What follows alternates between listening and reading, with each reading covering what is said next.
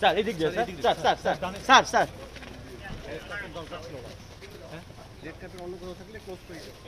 সামনে যাও না, ক্যামেরাগুলো একটু ডিসটেন্স রাখেন, একটু ডিসটেন্স সারা গাড়িটা নিয়ে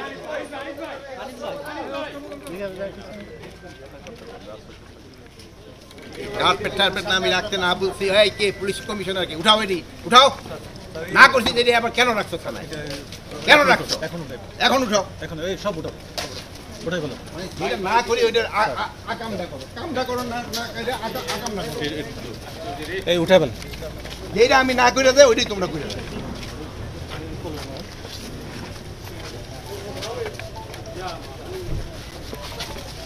এই থানা ভিজিট এই দরকার আছে না, কাবজা হোক।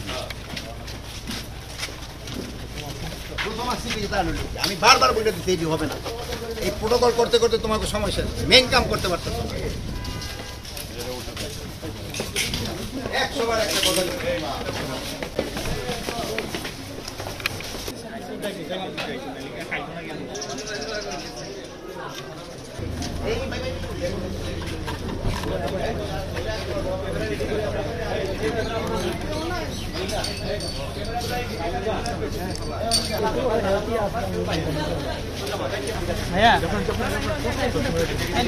আমি এখানে আসছিলাম আপনাদের এই থানাটা দেখার জন্য। আপনারা জানান যে পুলিশের থেকে আমাদের আশা অনেক, কিন্তু তাদের কিন্তু থাকা খাওয়ার কিন্তু অনেক বড় সমস্যা। এই যে ধরেন একটা ভাড়াটিয়া বাড়িতে থাকে, এই জন্য তাদের কিন্তু ভিতরে গিয়া যদি আপনাকে সবাই গেলে তো আপনারা আবার ভেঙে ভেঙে ফেলাবেন ওখানে, কিন্তু থাকার কিন্তু খুব অনেক অসুবিধা, খাওয়ারও কিন্তু তাদের অনেক অসুবিধা। এইগুলি জিনিস কিন্তু আপনারা আমরা প্রজেক্ট করেন না, এগুলি বলবেন যে এদের থাকা এবং খাওয়ার উন্নতি করা দরকার, এদিকে আপনাকে খেয়াল রাখতে হবে। আপনারা খালি ওদের থেকে চান, কিন্তু ওদের তো দিতে হবে কিছু। সাবেক প্রধানমন্ত্রীর বিরুদ্ধে ইন্টারপোলে আপনারা চিঠি পাঠিয়েছেন, তাকে গ্রেফতার এর কোনো আপডেট আছে কিনা? ইন্টারপোলের আপডেটটা লেটেস্টটা তো ওই আগে যেটা আছে ওই অবস্থায় আছে, এখন পর্যন্ত তো হইলে আমরা আবার আপনাদের জানাবো। আপনারা তো দেশের আনাচে কানাচে সব জায়গায় ঘুরে বেড়ান, আমার মনে হয় চেঞ্জ অনেক হয়েছে, তারপরও আল্লাহ দিলে আরও হবে।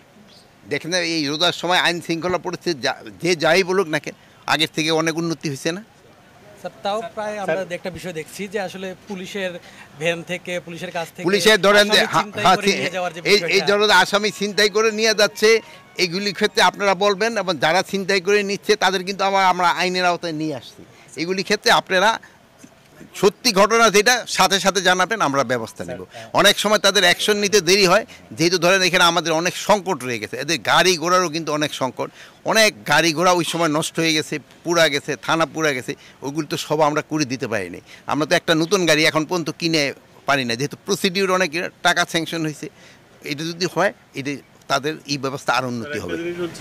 আমাদের মনে হচ্ছে যেটা যে মব এখনো পুলিশ ভয় পাচ্ছে, এই যে মব হচ্ছে না, পুলিশ ভয় পাচ্ছে না, পুলিশ ভয় না, না এখন এই শব্দ, বাট এইটা কিন্তু অনেক কমে আসছে, অনেক কমে আসছে। এই যে সিলেটের যে ঘটনাটা ঘটছে, তাদের কিন্তু আইনের আওতায় নিয়ে আসা হয়েছে, অনেকেরই কিন্তু ধরে ফেলা হয়েছে। এখানে কিন্তু কোনো কাউরে বাস করা হয় নাই যে এইটা আমার এই ভাইয়ের ছেলে বা এই ভাইয়ের ভাই, এই হিসাবে কিন্তু আমরা করি নাই। যে অন্যায় করছে তারই আমরা আইনের আওতায় নিয়ে এসেছি। নির্দেশনা কি থাকবে মবের? সবার ক্ষেত্রে একই নির্দেশনা, এবং আপনাদের কাছে আমরা একটা অনুরোধ করব, আইন যেন কেউ নিজের হাতে তুলে না নেয়। আইন প্রয়োগ করার যারা তাদের হাতে আপনার অস্ত্র আমরা যতটা এক্সপেকটেশন ছিল, আমরা অত উদ্ধার এখনো কমপ্লিট হয় নাই, আমরা চেষ্টা করে যাচ্ছি উদ্ধার করতে। যেটা নিয়ে আমরা পারি না ওইটা তো আমরা বলবোই। অস্ত্র বাইরে থাকলে তো কিছুটা হুমকি থাকবো, যেমন ধরেন এখন আপনি এখন রোদ্রে দাঁড়িয়ে রাখেন, একটু গরম তো লাগবেই।